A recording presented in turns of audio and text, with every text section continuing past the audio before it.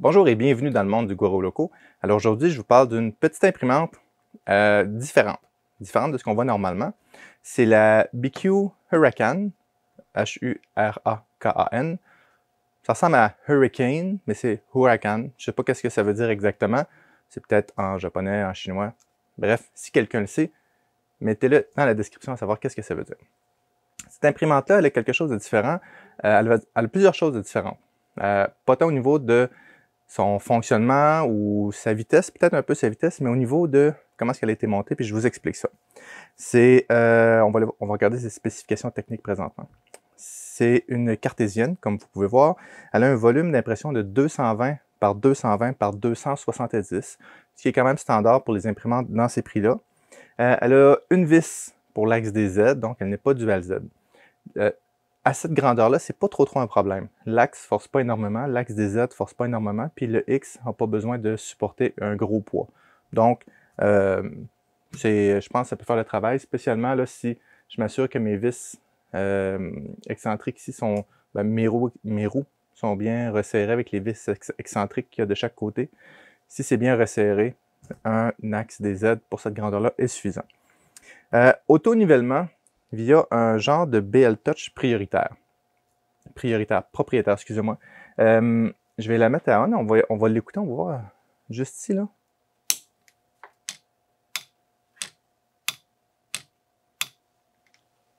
Il est très bruyant, mais il fonctionne bien.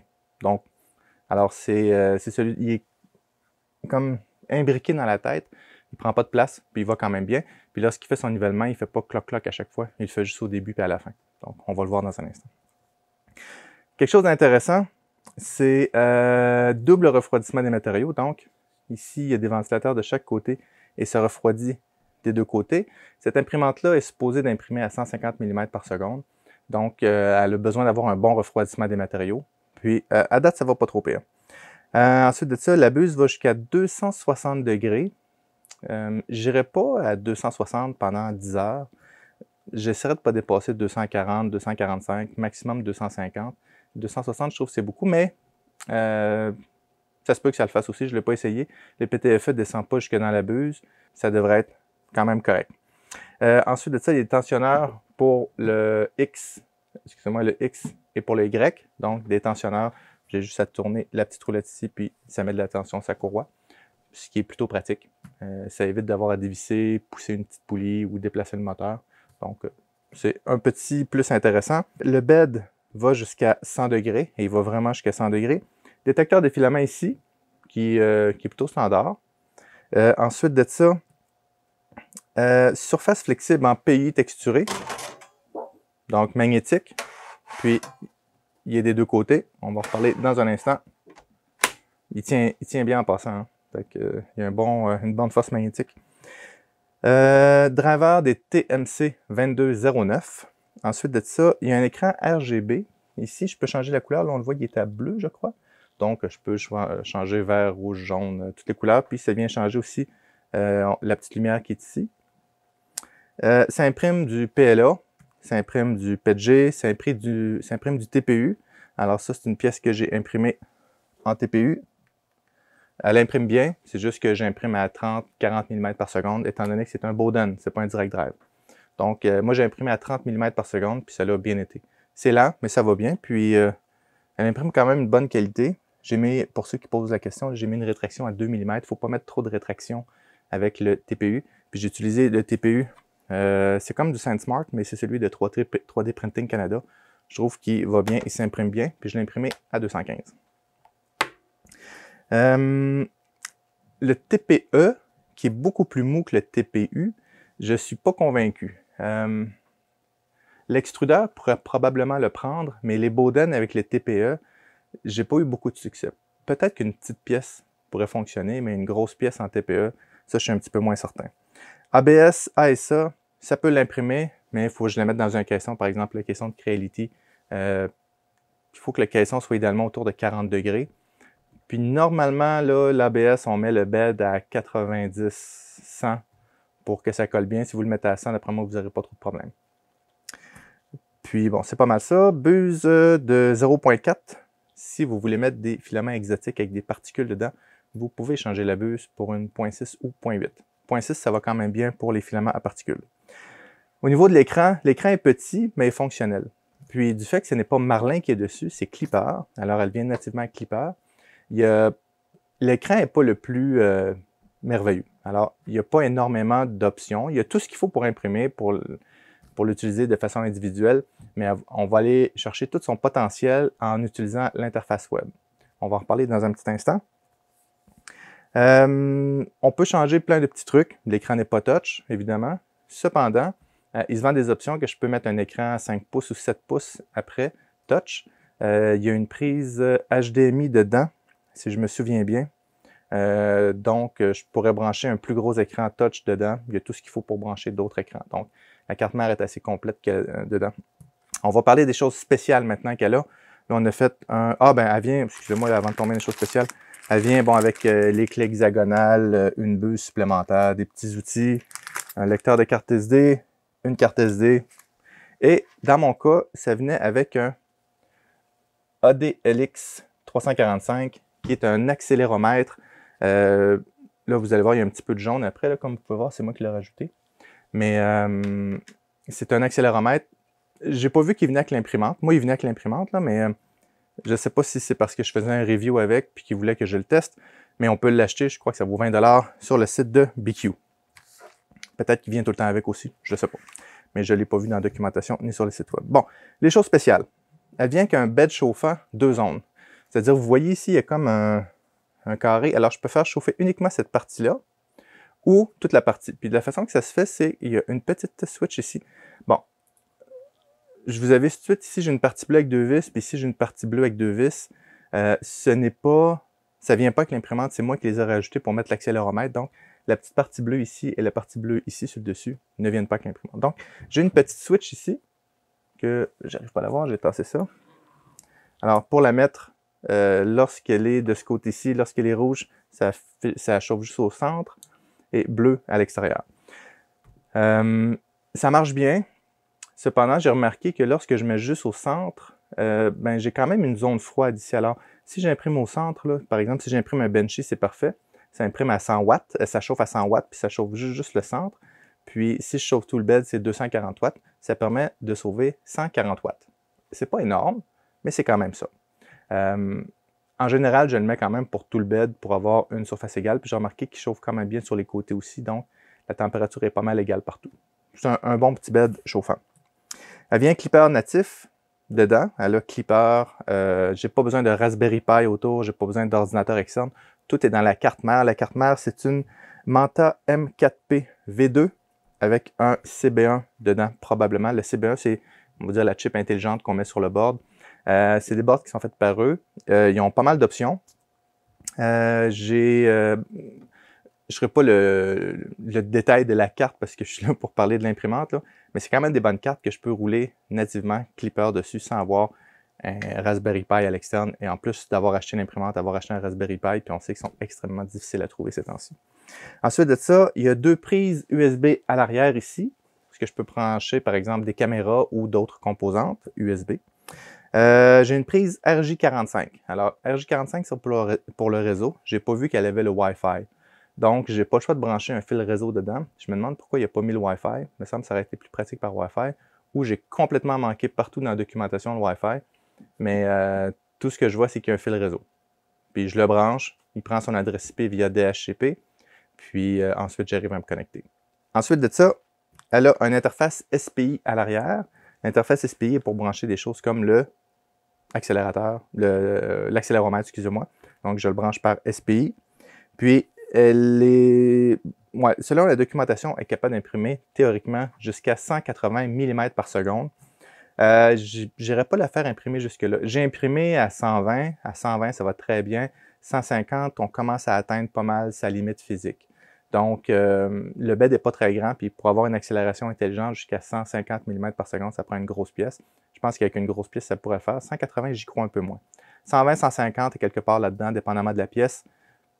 Si c'est un Benchy, par exemple, je vais difficilement pouvoir imprimer à 150 mm par seconde du fait qu'il y a beaucoup d'arrêts et de départ. Mais si j'ai une grosse pièce, elle pourrait imprimer quand même vite. 120 à 150 pour une imprimante cartésienne, c'est excellent en passant. Bon, les avantages d'avoir Clipper. Alors, peut-être qu'il y en a qui ne savent pas c'est quoi Clipper, là. Je peux en parler dans une autre vidéo. Alors, je vais parler de tous les avantages, les désavantages de Clipper. Mais celle-ci, quelqu'un qui ne connaît pas Clipper peut l'utiliser. Mais on va parler des avantages d'avoir Clipper. Pas besoin de Raspberry Pi. Normalement, Clipper, je l'installe sur un Raspberry Pi. J'installe un firmware minimum sur l'imprimante et toute l'intelligence se passe à l'intérieur du Raspberry Pi, l'interface web, les configurations, tout ça. Puis l'imprimante, elle, ne fait qu'obéir au Raspberry Pi parce que le Raspberry Pi a beaucoup plus de performance que, en général, les cartes qu'on retrouve dans les imprimantes. Donc, celle-là, on n'a pas de besoin. Tout est à l'intérieur. Un Raspberry Pi, on peut en avoir peut-être pour 150 $ ces temps-ci avec les équipements, l'alimentation et tout ça. Fait que si j'achète une imprimante à 300 $, je suis obligé d'acheter le Raspberry Pi à 100 ou 150 $. Là, je parle en canadien. Puis ces temps-ci, ça se peut que les prix baissent éventuellement ou augmentent. Mais bref, ça augmente considérablement le prix de l'imprimante. Alors, ça vaut la peine d'avoir une imprimante comme ça si vous voulez utiliser Clipper avec la carte qu'il supporte. Je pense que ça revient moins cher d'acheter une carte qui supporte Clipper qu'acheter une carte et une imprimante. Donc, à moins que vous ayez déjà l'imprimante, puis vous faites juste changer le firmware, là, mais vous comprenez ce que je veux dire. Une nouvelle acquisition, ça vaut la peine d'avoir un Clipper natif. Donc, pas d'équipement externe, tout est à l'intérieur. Vous voyez de ce côté-ci, bon, là, je l'ai ici pas loin. Alors, j'ai installé Clipper, ça c'est un Raspberry Pi avec un écran touch. Je l'utilisais pour la Ender 7, pour la Sidewinder X100 que j'avais mis avec Clipper. Il y a tout le temps les fils à côté, puis je trouve ça tannant, tandis que celle-là, tout est dedans, c'est super bien. Possibilité d'imprimer plus vite avec Clipper. Alors oui, avec Clipper, je peux imprimer plus vite qu'avec Marlin. Pas à cause de l'accélération ou des limitations, mais à cause du calcul de la résonance et aussi le Pressure Advance, qui, sous Marlin, on l'appelle le Linear Advance, qui fonctionne. Le Linear Advance cause beaucoup de problèmes avec certains drivers, avec certaines imprimantes, avec certaines cartes. Mais le Pressure Advance est mieux calculé avec Clipper. Donc, le Pressure Advance, c'est lorsqu'il va se mettre à imprimer, comment est-ce qu'il va envoyer le filament, à quelle vitesse il va envoyer l'accélération du filament, et aussi quand est-ce qu'il va arrêter, parce que lorsque j'extrude du filament, j'ai tout le temps une pression dans ma buse. Puis, si je fais juste, c'est-à-dire tu continues la même pression jusqu'au bout de la ligne, lorsque je vais partir, le filament va continuer à extruder encore pour quelques millimètres ou peut-être un peu moins qu'un millimètre ou des fois jusqu'à 2 mm, dépendamment du filament. Bon, le Pressure Advance va arrêter d'envoyer de la pression avant d'arriver à la ligne. C'est une des fonctions du Pressure Advance. Puis la résonance, c'est que lorsque ma tête part d'ici puis s'en va là rapidement, alors si, mettons, on le grossit, la tête va faire ça comme ça, puis il va avoir un effet de rebondissement. C'est la résonance. Alors lui, il va calculer la résonance et il va compenser pour ça. Alors il va compenser par des mouvements moteurs en jouant avec l'accélération et la décélération, ce qui fait que lorsque ma tête va arrêter, elle va arrêter droite, sans avoir l'effet de vague. Et cet effet de vague-là, la résonance, c'est ce qui cause le ghosting. Le ghosting, si vous ne savez pas c'est quoi, c'est imaginez que j'imprime un mur droit, puis j'ai juste une coche dedans comme ça. Souvent, après la coche, on va voir des vagues comme ça ici. Parce que lorsque ma tête se déplace comme ça, puis elle part dans ce sens-là, elle va continuer à faire une résonance. Clipper permet d'éliminer à 95% cette résonance-là. Donc, c'est pour ça que je peux imprimer beaucoup plus vite. Donc oui, Clipper imprime plus vite avec une meilleure qualité d'impression. Je peux imprimer à 150 mm par seconde avec un Marlin, mais je vais avoir beaucoup de résonance où il va falloir que je mette des axes linéaires, des rails linéaires avec des courroies très grosses, des équipements beaucoup plus robustes pour compenser, pour diminuer la résonance. Impression à distance via l'interface web, c'est vraiment cool. Donc, quand j'imprime sur cette imprimante-là, je la pars. Et puis ensuite, je vais à mon ordinateur, j'upload mon fichier STL dans Clipper. Et ensuite de ça, je peux partir mon impression à distance.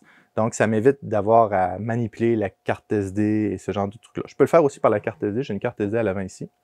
Mais je ne l'utilise pas vraiment. J'utilise l'interface web, qui va très bien en passant et qui est aussi quand même configurable. Puis, possibilité d'ajouter des options comme un accéléromètre, une caméra ou toutes sortes de sensors. Clipper permet de faire ça quand même très facilement. Marlin, je ne peux pas vraiment ajouter de caméra de façon native dedans, tandis que Clipper, je peux. Donc, c'est intéressant. Puis ici, moi, j'utilisais une Logitech, une caméra Logitech, là, une C950, je crois. Je l'ai branchée, c'est juste que il faut la redémarrer quand je la branche ou je la débranche. J'ai remarqué un petit quelque chose. Si j'imprime et je débranche la caméra, l'impression arrête. Il y a un processus qui gère la caméra et c'est lorsque ce processus-là est dérangé, il arrête l'imprimante. Donc, si vous mettez une caméra dedans, mettez-le avant d'allumer et débranchez-le une fois éteint. Petit truc comme ça. Je ne sais pas, je ne l'ai pas testé avec tous les clippers, mais c'est possible que ça le fasse aussi avec d'autres clippers. Donc, possibilité d'upgrade. Alors, on a parlé de ces spécifications. Maintenant, on va regarder qu'est-ce que je peux upgrader dessus. Je vous explique pourquoi je fais une section comme ça. Parce que Clipper est facilement upgradable, puis ça peut être intéressant. Quelqu'un qui veut débuter avec Clipper, c'est une belle machine. Alors, les upgrades que je peux mettre dedans, un ADLX 345, je vais faire une vidéo dans quelques jours pour montrer comment mettre le ADLX ou l'accéléromètre sur cette imprimante-là. Vous allez voir, c'est très facile.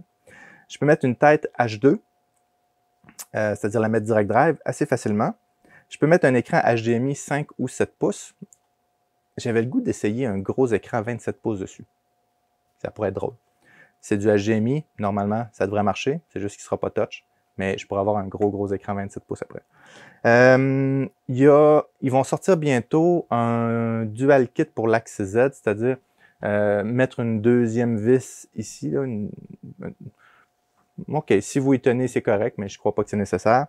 Puis, je peux mettre une caméra. BQ vend des caméras aussi pour cette imprimante-là. Parlons montage. Facile à monter. Dans le fond, il faut juste monter l'axe du X. Eh bien, on monte le Z, on descend le X après, puis on visse ça. C'est super facile. On parle de maximum, puis il faut brancher quelques câbles. Là. Ça m'a pris à peu près 15-20 minutes. Mettez une demi-heure si ça ne va pas bien. Monter l'imprimante. J'ai eu un problème avec la bed. Lorsqu'elle est arrivée, que j'ai ouvert la boîte, je suis arrivé pour sortir l'imprimante, puis le bed était complètement détaché du rail. Comme arraché du rail, à vrai dire. Puis le plateau de métal, le support en métal était tordu, le rail était endommagé. Alors, je me suis demandé pourquoi, puis l'emballage, pourtant, n'était pas maltraité. Je pense pas que c'est un problème de BQ, je pense que c'est un problème de douane. Alors, je pense que les douaniers l'ont ouvert, puis ils l'ont pris par le bed et ont essayé de le sortir. Il ne faut pas faire ça. Alors, il faut le prendre par le styromousse, puis le sortir, mais les autres, j'ai l'impression qu'ils l'ont levé. Le plateau a bombé, les roues ont débarqué, et puis ce que les douaniers ont fait, l'ont mis dessus, ils ont juste poussé pour refermer tout ça, ça l'a replié le bed par en dedans, ça l'a endommagé le rail et les roues, puis, ben c'est ça. Alors, je pense pas que c'est de la faute à BQ, je pense que c'est la faute aux douanes, qui semblent avoir arraché le plateau. Normalement, quand les douanes canadiennes ouvrent une boîte, ils mettent une étiquette à l'intérieur pour dire que ça a été inspecté par les douanes. C'est peut-être pas les douanes canadiennes. C'est peut-être passé par d'autres douanes. Donc, c'est pas mal, je dirais pas 100% certain. Puis la boîte avait été refermée aussi. C'était pas le tape original. Donc, c'est probable que vous n'ayez jamais ce problème-là. J'ai contacté BQ. En une semaine ou en 8 jours, 8-9 jours, ils m'ont renvoyé un bed flambant neuf. Puis, bon, j'ai été obligé de l'ouvrir pour changer les connecteurs en dessous, tout ça. Mais ça l'a bien été. Puis, ils m'ont renvoyé un bed. Il n'y avait pas une deuxième surface métallique. C'est vraiment juste le bed avec le support en dessous. Quand j'aurais expliqué ça, j'ai envoyé une photo. Puis, ils n'ont pas posé de questions. Puis, fou, ils m'ont renvoyé ça. Donc, ça a bien été. Le support a été fantastique. Première utilisation. Lorsqu'on l'ouvre, alors je vais la fermer. Lorsque je l'ouvre, elle cherche le réseau, elle attend, via l'écran, excusez-moi, elle attend à peu près 60 secondes que le clipper démarre. Puis tout ça. N'oubliez pas que c'est comme un Raspberry Pi à l'intérieur. Là. Donc, ça prend un certain temps à démarrer. C'est un petit Linux qui roule. Donc, c'est ça. Ça prend 60 secondes. Je vous recommande de le brancher immédiatement au réseau. Donc, on préchauffe le plateau à 60. On va le faire. Alors, là, bon, faut que j'attende un petit peu. Alors, la première étape, on appuie sur le bouton Contrôle. Et je peux faire un Home All pour être sûr que l'imprimante fonctionne bien.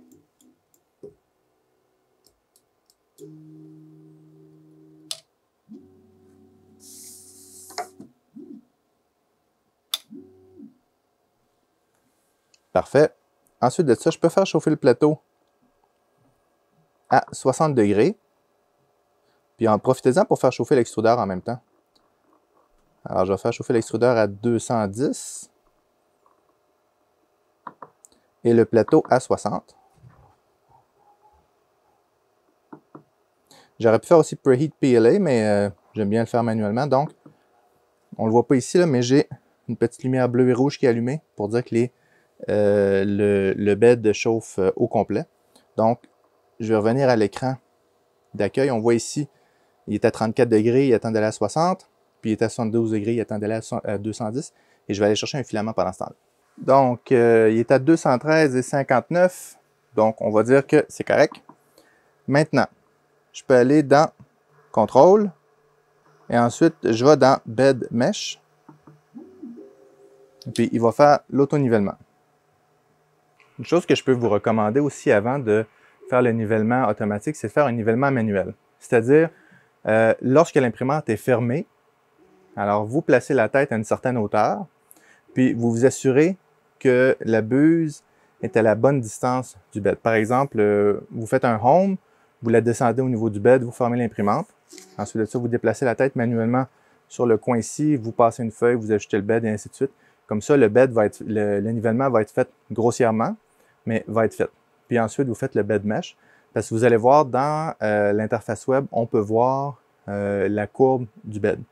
Alors, on attend le nivellement automatique. Alors, vous entendez le genre de BL Touch ne fait pas clic-clic à chaque fois, il va le faire seulement qu'à la fin. Et voilà. Alors, j'ai sorti mon laptop, je l'ai connecté au réseau. Pour trouver l'adresse IP, j'ai été sur mon routeur. Puis, j'ai été voir l'équipement qui s'appelait Huracan. Puis, ça m'a donné l'adresse IP. Donc, ici, je me suis connecté à l'interface. Donc, une fois que je suis à l'interface, on va regarder rapidement ce qu'il y a. Dans Dashboard, je crois qu'on peut le mettre en français aussi, mais je vais enlever la traduction. Je vais le laisser en anglais parce que c'est par défaut comme ça. Ici, j'ai les différentes choses qui ont été imprimées. Ici, j'ai les températures. Si j'avais une caméra ici, je la verrais à ce moment-là. Même chose pour webcam, je la verrais en plus gros. Console, je peux taper des codes. Par exemple, je peux taper G29 qui va faire un home. G28, excusez-moi. Ça va aller mieux comme ça. Donc, j'ai fait un G28. Height map, ça c'est mon bed. Alors, on voit ici que mon bed est quand même droit. Faut dire que j'avais déjà fait mon niveau avant, mais on est capable de voir, là, on peut grossir puis voir différentes courbes du bed. Puis lui va compenser pour les formes du bed. Puis j'ai mon G-Code File, G-Code Viewer. Ici, c'est mes fichiers G-Code, dans le fond, que je peux imprimer. Ici, lorsque j'imprime, je peux voir en temps réel mon fichier. On va le voir, mon fichier s'imprimer. L'histoire, les prints complétés, fail, les différentes choses et les configurations de la machine qu'on ne verra pas tout de suite parce que c'est plus pour un clipper avancé. Donc, je vais retourner dans mon dashboard. Je vais fermer ça ici. Ici, j'ai mon Toolhead, j'ai la console. C'est la même chose que l'autre console que j'ai vue. Ici, c'est mes températures, mes axes, tout ça. Alors, je peux faire un home en cliquant là-dessus tout simplement. Ici, mon extrudeur. Alors, je peux augmenter la quantité d'extrusion. Je peux ajuster le Pressure Advance, le Smooth Time. C'est toutes des choses propres à Clipper. Puis, je peux mettre des macros ici. Ici, c'est les informations en lien avec la machine, les vitesses, les maximums, tout ça. Puis ici, je peux contrôler les ventilateurs. Par exemple, si je veux mettre le fan à 100%. Est-ce qu'il veut le faire? Non, il ne veut pas le faire. OK, là, ils viennent de partir. Alors là, il est à 100%, on les entend. C'est les petits fans de refroidissement des matériaux. Donc, je vais remettre à 0. Mais je peux utiliser aussi le petit point, puis je peux le glisser là, à gauche et à droite. Même chose pour le beep, c'est-à-dire, je peux mettre le... Est-ce qu'on va l'entendre?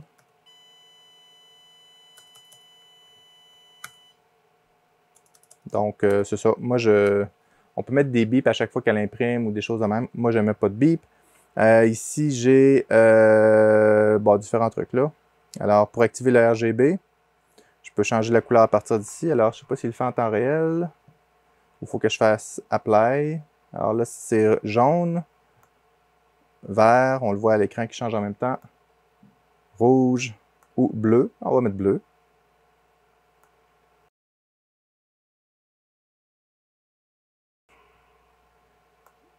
c'est l'écran. Si vous regardez l'écran, tantôt, je l'ai peut-être pas dit, mais c'est la lumière, là. Alors, je peux changer l'écran aussi de couleur. Alors, je vais mettre vert, tiens.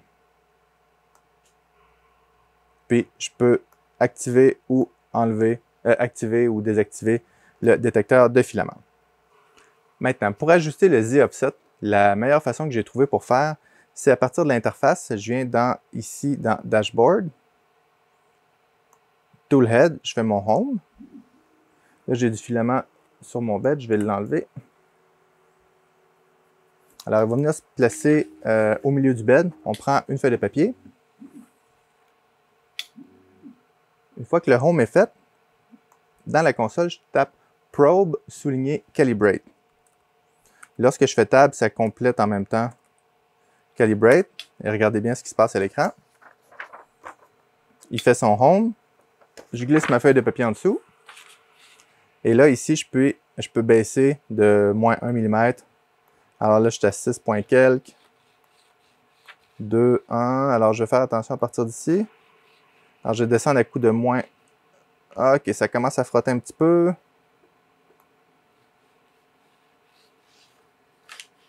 Ça me semble bon, ça. Une fois que c'est fait, je fais Accept. Donc, rapidement, vous allez avoir besoin de la brancher au réseau et d'utiliser votre ordinateur. Il y a peut-être moyen de le faire à partir du petit menu, mais je n'ai pas trouvé de façon aussi facile que ça. Donc, je répète, on fait le Home.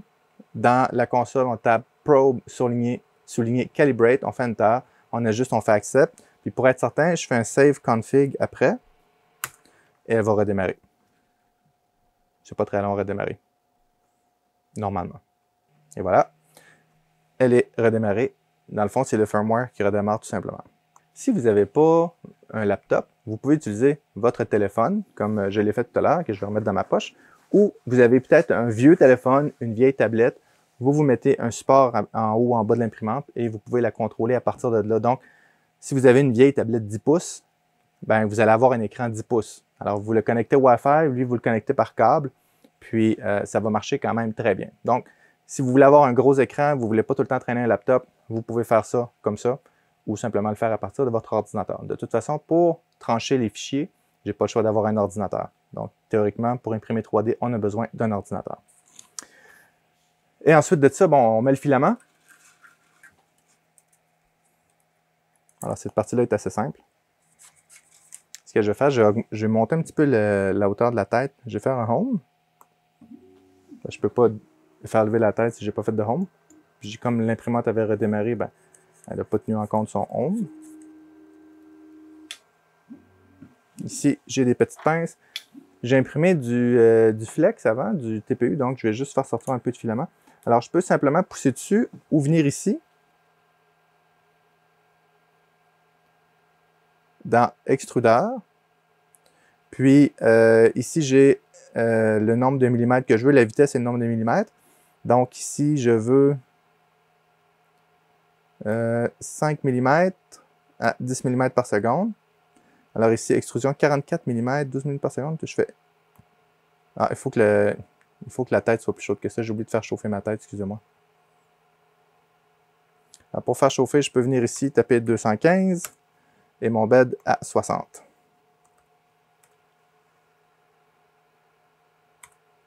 Je peux revenir ici.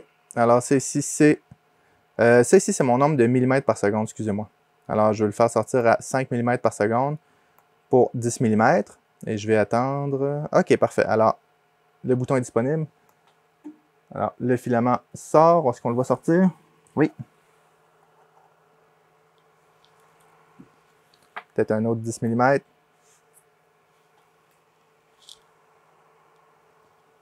Il y a encore un petit peu de verre. Je vais le faire sortir 20 mm.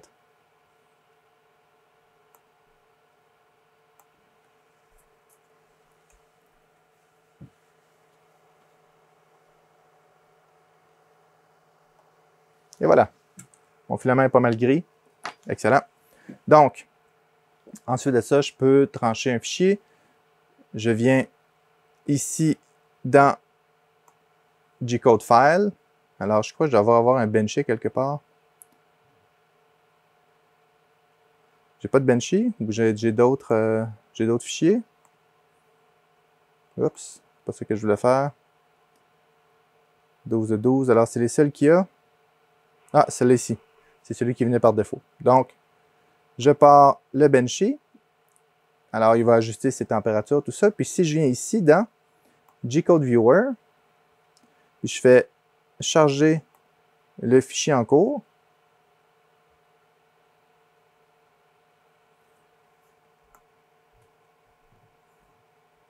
Alors, je vois le Benchy. Je vais essayer de descendre et voilà. Oups, excusez-moi. C'est pas facile avec un trackpad.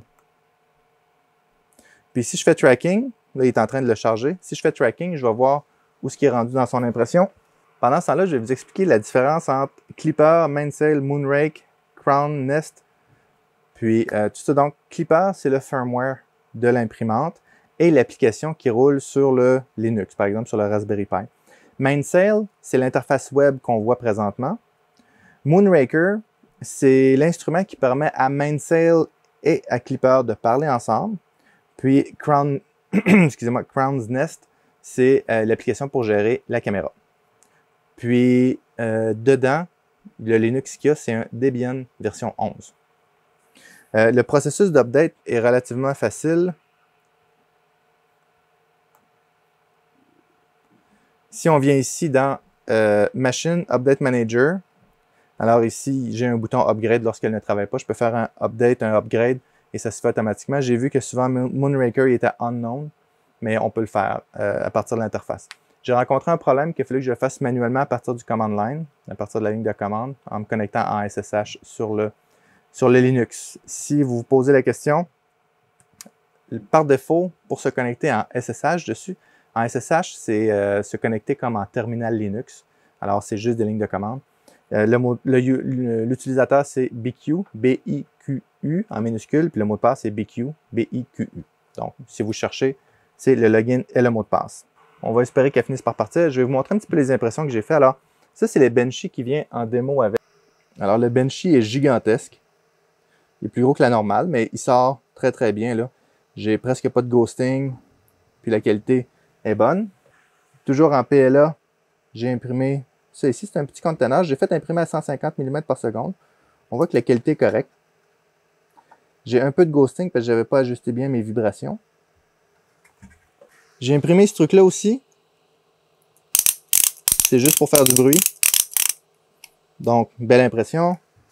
J'ai aussi imprimé du PETG. Ça, c'est un spool pour la Bamboo Lab. Alors, les deux pièces s'imbriquent parfaitement, ces deux pièces imprimées.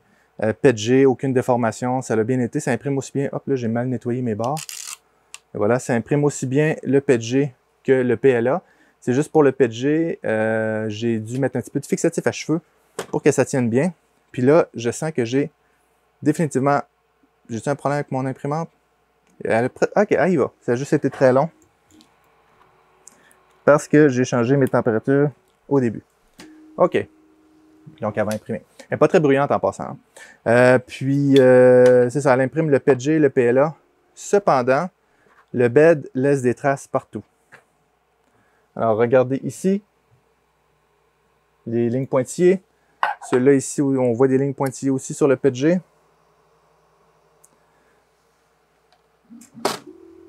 Donc, est-ce qu'il est en train d'imprimer pour vrai? Oups, il faudrait que je pousse le filament un petit peu. OK, non, elle imprime. Est-ce que mon niveau est bon? Super. Donc, on va regarder à l'écran quand je vous disais qu'on voit le G-code en temps réel. Là. Alors, je vais faire tracking, puis on voit qu'est-ce qui est en train d'imprimer. Fait que c'est plutôt cool. Puis, je pourrais augmenter la vitesse. J'ai augmenté la vitesse, on va la pousser pour voir un petit peu dans un instant. Là. Donc, on va regarder les pour et les contre de l'imprimante. Pour une Clipper, elle est facile. Alors, je trouve que Clipper est un petit peu plus complexe que Marlin. L'interface est de base, mais elle fait à peu près tout, sauf une bonne calibration du Z-Offset. OK? On est mieux dans tous les cas d'utiliser l'interface web. OK? Si vous avez l'intention d'acheter cette imprimante-là, attendez-vous d'utiliser l'interface web la majorité du temps. La qualité est bonne, considérant le prix de l'imprimante et toutes les fonctions qu'elle a avec, les lumières RGB, l'option de mettre une caméra, les tensionneurs, le bed deux zones. Je trouve que c'est très excellent. Pour le prix, c'est parfait. Ensuite de ça, l'impression PLA, PG va bien. Puis, surface, c'est facilement remplaçable. Je disais qu'elle laissait des traces. Il faudrait regarder un petit peu d'acétone pour voir si ça endommagerait la surface ou ça ferait juste enlever la peinture. Mais je ne sais pas pourquoi ils mettent de la peinture. J'ai eu le même problème avec une autre marque d'imprimante qui faisait exactement la même chose. Alors, c'est pas nécessaire de mettre des ondes comme ça. C'est sûr que là, ils voulaient identifier la zone qui chauffait plus ou moins, là, mais ça laisse des traces. Donc, mais vous pouvez 220 par 220, c'est très très commun. Vous pouvez acheter un One Bam, vous pouvez acheter toutes les surfaces que vous pouvez imaginer là-dessus. Étant donné qu'il y a un BL Touch aussi, vous pourriez vous mettre un verre dessus si vous voulez. Donc, pas trop pire. Amélioration. Alors, les lignes sur le bed, je viens d'en parler. C'est un peu long au démarrage. Quand je l'allume, il faut que j'attende 40 à 60 secondes que le clipper démarre, tout ça. Je trouve que c'est un petit peu long, mais c'est pas super. C'est peut-être un caprice de ma part. Pas de Wi-Fi. Alors, ça aurait été vraiment bien qu'elle ait du Wi-Fi. Si elle a du Wi-Fi, je n'ai pas trouvé comment le configurer. J'ai juste vu la carte réseau, mais ça serait vraiment bien. Clipper, c'est bien. Je pense que c'est l'avenir des firmware. Je pense que toutes les machines vont s'en aller pas mal vers Clipper ou des firmware propriétaires. Cependant, il y a moins de documentation que Marlin. Donc, quelqu'un qui voudrait jouer avec, il va peut-être chercher un petit peu plus au début. Mais je pense que si vous avez déjà joué avec Marlin, vous allez vous retrouver dans Clipper quand même assez rapidement. Si ça ne vous tente pas de jouer dans les firmware, vous voulez juste l'interface web puis l'imprimante, elle fait très bien le travail. Si vous voulez commencer dans Clipper, c'est-à-dire que vous voulez une imprimante qui marche, parce que vous avez juste une ou peut-être deux imprimantes, et vous ne voulez pas passer 4 mois à installer Clipper puis voir comment ça marche, le processus d'installation, mais vous voulez profiter de Clipper pour commencer à jouer avec, c'est une excellente imprimante. Si vous voulez faire des trucs vraiment avancés, rajouter des options vraiment capotées, rajouter des packages, changer l'interface, tout ça, vous devez connaître une base de Linux. C'est bien important. Ça roule sur Debian, celle-ci. On peut le faire rouler peut-être sur Ubuntu, d'autres choses en même, mais ça prend une base Linux. Donc, on va augmenter la vitesse. On va voir jusqu'à quel point elle est capable d'en prendre. On va la monter à 200. On va la faire aller 2 fois plus vite. Alors, on peut voir la vitesse de déplacement, je crois qu'ici dans le haut. Là, elle fait des petites parties, donc c'est normal, elle n'a pas le temps d'accélérer à des très très grandes vitesses. On fait le contour. Elle va plus que 60 mm par seconde. D'après moi, elle va plus à 120 mm par seconde. C'est juste que, étant donné que je fais juste augmenter le facteur, on dirait que ça n'augmente pas la vitesse, mais peut-être, je ne sais pas. Mais bref, sur d'autres prints que moi j'avais slicé, j'atteignais 150 mm par seconde sans aucun problème. Alors, je ne sais pas si c'est parce que j'ai juste augmenté le facteur, mais lorsque je fais un G-code qui imprime rapidement, 160, 115, OK. Bref, c'est ça. Alors, ce G-code-là venait avec l'imprimante, puis là, je pense que mon niveau n'était pas tout à fait parfait parce que j'ai un coin qui relève. Donc, c'est pas très grave parce que c'est cette impression-ci, puis je pense qu'ils ont fait un plus gros benchy pour qu'elle atteigne un petit peu plus de vitesse. Mais c'est ça. Donc, cette imprimante-là est pour qui? Un débutant en impression 3D. Elle imprime bien. C'est une imprimante qui est quand même de base avec des options d'évolution très intéressantes. Donc, quelqu'un qui commence en impression 3D et qui veut faire des améliorations ou qui veut commencer avec Clipper, ça peut être un bon produit. Quelqu'un qui veut modifier l'imprimante, ajouter des caméras, accéléromètre, tout ça, bon produit. Quelqu'un qui veut pouvoir pousser la machine à des vitesses 120, 150 et même plus que ça. Là, j'ai un coin qui est en train de relever, donc je vais arrêter l'imprimante. Et voilà. Et j'ai arrêté. Ouais, c'est ça. Il faudrait que je rapproche un peu mon niveau. Il n'est pas assez collé. Il était proche, mais pas assez. Donc, je pourrais le refaire tout à l'heure.